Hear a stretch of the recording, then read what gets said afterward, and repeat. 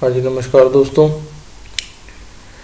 आज जिस हम कंपनी के बारे में डिस्कस करने जा रहे हैं वो एक सरकारी कंपनी है और नवरत्न कंपनी का इसको अवार्ड मिला हुआ, मतलब जो सरकारी के नवरत्न होता है उनका टैग वो इसको मिला हुआ है। और जैसा कि आप स्क्रीन पे देख ही सकते हैं, इस कंपनी का नाम है इंजीनियर्स इंडिया लिमिटेड। तो ये कंपनी बेसिकली करती क्या है? ये कंपनी करती है जी, प्रोजेक्ट्स लगाती है सरकार के लिए और जिनको जो भी प्रोजेक्ट कहीं लगवाना है ये उनके लिए काम करती है कंपनी। और वो भले ही कैसे ही प्रोजेक्ट हो, रिफाइनरीज के प्रोजेक्ट हों या इस तरीके की और कोई भी काम हो, तो ये उसके अंदर काम करते हैं जाके। और अगर मैं आपको दिखाऊं कि किस तरीके के बिजनेसेस करते हैं, तो मैं एक तो ये आपको नज़र आ रहा होगा मेटलर्जिकल मैन्युफैक्चर, बायोफ्यूल और ग्रीन हाइड्रोजन। तो हम ये देख सकते हैं इनके जिसका ऑयल एंड गैस के प्रोजेक्ट्स हो गए। और आपको और दिखाऊं इनके, ये देखिए इनके पास लगभग ये इतने का काम तक कर चुके हैं। 91 रिफाइनरीज, इतने petrochemical, oil and gas, offshore मतलब जो इंडिया से बाहर पाइपलाइन के प्रोजेक्ट्स, और infrastructure, port, fertiliser, mining, metallurgy, मतलब ये इन चीज़ों की सर्विसेज देते हैं। और इनको जो भी सामान उसमें चाहिए ये अपने हिसाब से उसके अंदर लगाते हैं।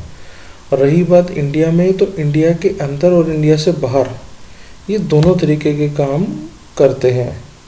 जैसे ये देख सकते हैं डंगोट रिफाइनरी, ये गुरु गोबिंद सिंह रिफाइनरी, तो इस तरीके के ही ये सारे काम करते हैं। बीना रिफाइनरी और पीसीओ एमआरपीएल की रिफाइनरी, पानीपत की रिफाइनरी, बेंगलोर दीनदयाल और सेकंड फेज अल्मोनियम रिफाइनरी, मतलब ये इस तरीके के सारे काम करते हैं। अब वो रिफाइनरी भले ही सरकार ने लगानी हो या किसी प्राइवेट प्लेयर ने लगानी हो, ये बेंगलोर की पाइपलाइन की रिफाइनरी है, तो वो सरकार ने लगानी हो या किसी प्राइवेट पार्टी ने लगानी हो, वो इनसे कॉन्टैक्ट करते हैं। क्योंकि नाम ही इसका इंजीनियर्स इंडिया लिमिटेड है, तो ये उस तरीके का काम आपको बना के देते हैं। उसमें जो भी खर्चा होगा, जैसे भी होगा, तो ये है। ये देखो, ये नैल्को का प्लांट है। क्योंकि होता क्या है, सरकार के पास अपने भी बहुत सारे अपने अपने सरकार के पास कंपनियां हैं जिनके अंदर उन्होंने और काम करना होता है। मान लो अब जैसे नैल्को ही है, नैल्को एक सरकारी कंपनी है, उन्होंने एल्युमिनियम का एक और प्रोजेक्ट लगाना है। तो जब वो एक और प्रोजेक्ट लगाना है, फिर वो क्या करेंगे, खुद लगाएंगे या किसी और को ठेका देंगे? तो सरकार ने सोचा कि जब हमने अपनी कंपनी ही आगे लेके जानी है, तो हम एक और सरकारी कंपनी बना देते हैं जिसका नाम रखा उन्होंने इंजीनियर्स इंडिया लिमिटेड। ये देखते हैं कि भाई आपकी डिमांड क्या है, उसके हिसाब से ही आपको प्रोजेक्ट बना के तैयार करके दे देते हैं। तो यहीं से आपको समझ में आ जाएगा, कोई छोटी मोटी कंपनी नहीं है, काफ़ी बड़े लेवल की कंपनी है और बहुत पुरानी कंपनी है। और लगभग इसका जो टर्नओवर है मैं आपको दिखाता हूँ अभी। तो ये देखिए, आप समझ सकते हैं कि इनके बिजनेस प्रोजेक्ट सर्विसेज भी प्रोवाइड कराते हैं और इंडिया से बाहर भी देते हैं ये लोग अपनी सर्विसेज। तो ये तो होगी जी थोड़ा सा इनके ओवरव्यू के बारे में कि भैया कंपनी कर क्या रही है। कंपनी बहुत कुछ कर रही है जी। ठीक है जी, अब हम चलते हैं इनके नंबर्स पे। ये आप नंबर देख सकते हैं, इंजीनियर्स इंडिया लिमिटेड इंजीनियरिंग की कंपनी है और भाव निकल के आ रहा है जी 75 रुपये का। 75 रुपये का भाव है और लगभग 90 रुपये का लाइफ टाइम हाई लगा हुआ है, 752 वीक हाई लगा हुआ है। और अगर मैं मार्केट कैप देख लूँ तो 4200 करोड़ का इनका मार्केट कैप है। पीई 13 की चल रही है। और कंपनी क्योंकि सरकारी है तो डिविडेंड भी मोस्टली कंपनियां देती हैं, सरकारी कंपनी है तो ये भी डिविडेंड देती है 3.92 के हिसाब से, जो कि अपने आप में डिसेंट नंबर है। सबसे बड़ी बात यह है जी, कंपनी के ऊपर 1 रुपये का भी कर्जा नहीं है। वो कर्जा क्या है कि जब जो भी कंपनी को प्रोजेक्ट का ऑर्डर मिला, कंपनी ने उसको पूरा करा, उसकी पेमेंट आ गई, बात ख़त्म हो गई। तो इसके अंदर ज़ीरो डेट कंपनी है। सबसे बड़ी बात यह है कि भाई कंपनी को कहीं कोई किसी को पैसा देना नहीं जाना। कंपनी ने जो करना अपने लेवल पे ही करना है और जो भी करना है कंपनी ने आगे अपनी कंपनी की भलाई के लिए करना है। अब अगर हम सेल्स ग्रोथ देखें तो सेल्स ग्रोथ इतनी नहीं है, पिछले साल के हिसाब से 7.5% का डाउन है। ठीक है जी। लेकिन अगर उसके हिसाब से मैं देख लूँ पिछले सालों में, तो मेरी प्रॉफिट ग्रोथ 32% के हिसाब से हुई है, और रिटर्न ऑन कैपिटल एम्प्लॉयड मेरी आई है 24.85 के हिसाब से। तो यहाँ पे नंबर पे बहुत ज़्यादा इम्प्रेसिव नहीं है, लेकिन बहुत ज़्यादा बुरे भी नहीं है। कंपनी का जिस हिसाब से रेट है, आपको सिर्फ इस पर नज़र रखनी है। आप इसमें सिर्फ लॉन्ग टर्म इन्वेस्टमेंट के हिसाब से हम, अगर हमारा व्यू है तो हम जा सकते हैं इसके अंदर। ऐसा कुछ नहीं होगा कि पैसा डूब जाएगा, कंपनी जीरो हो जाएगी, ऐसा कुछ भी हिसाब नहीं है। सरकारी कंपनी, कुछ आपको मिले ना मिले, आपको हर साल कुछ ना कुछ आपको डिविडेंड के रूप में आता ही रहेगा। तो यहाँ जैसे कि हम रेशियोज देख सकते हैं, सेल्स ग्रोथ हमारी 1800, 2400, 3200, 3100, 2900, यहाँ थोड़ा सा डाउनग्रेड है। लेकिन हम अब उम्मीद है कि जैसे अब 22 का एंड, मतलब कोरोना वगैरह भी जा चुका है पूरे लेवल का, तो आपको अब 23 के जो रिजल्ट आएंगे वो काफ़ी शानदार आते नज़र आ जाएंगे।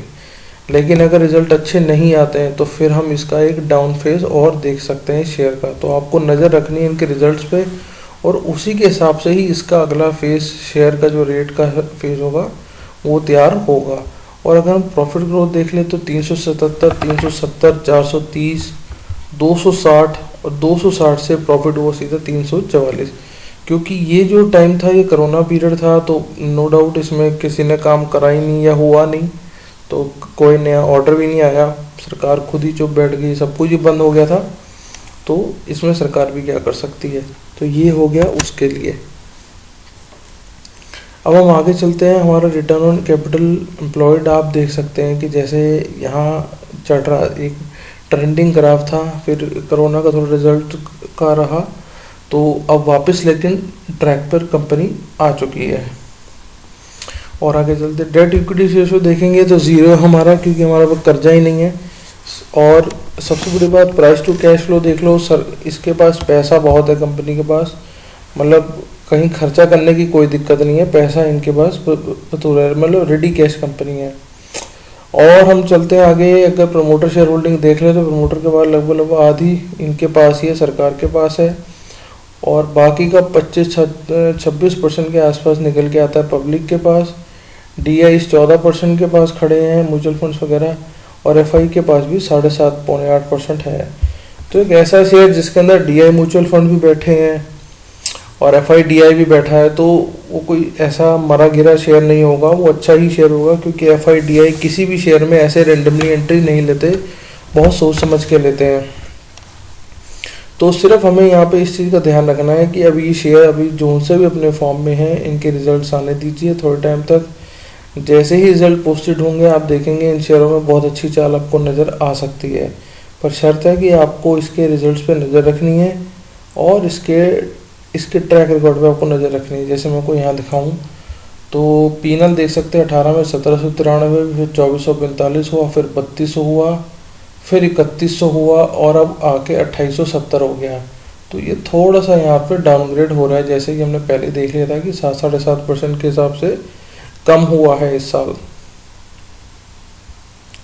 लेकिन उसके हिसाब से इनकी प्रॉफिटेबिलिटी बढ़ी है, भले ही सेल कम थी लेकिन प्रॉफिटेबिलिटी इन्होंने सस्टेन करी है। प्रॉफिटेबिलिटी हमारी यहाँ से पिछले साल के मुकाबले से बढ़ के ही आई है।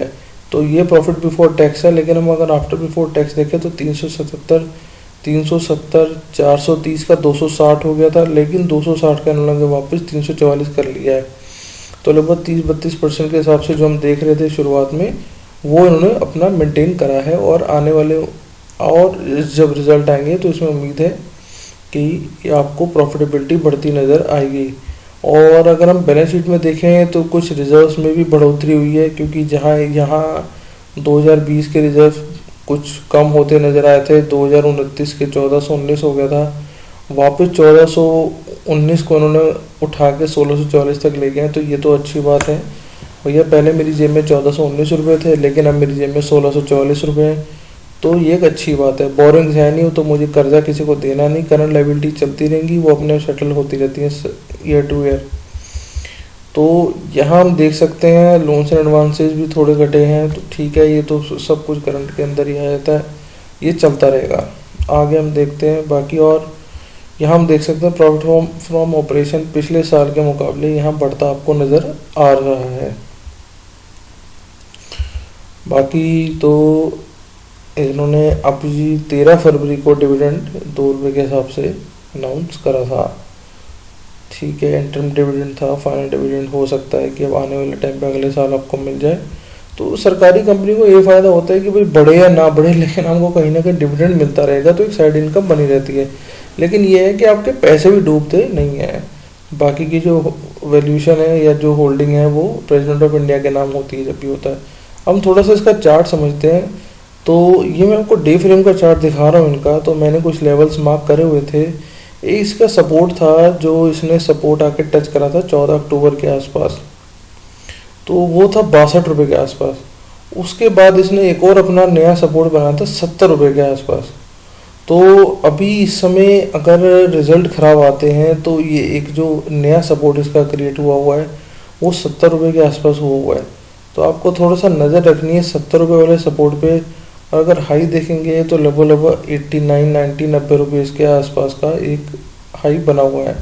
लेकिन अगर मैं फिबोनाची लगा के देखूँ, अब मतलब अगर एलिट लगा के देखूँ, तो ये अपने 5 वेव लगभग पूरे कर चुका है।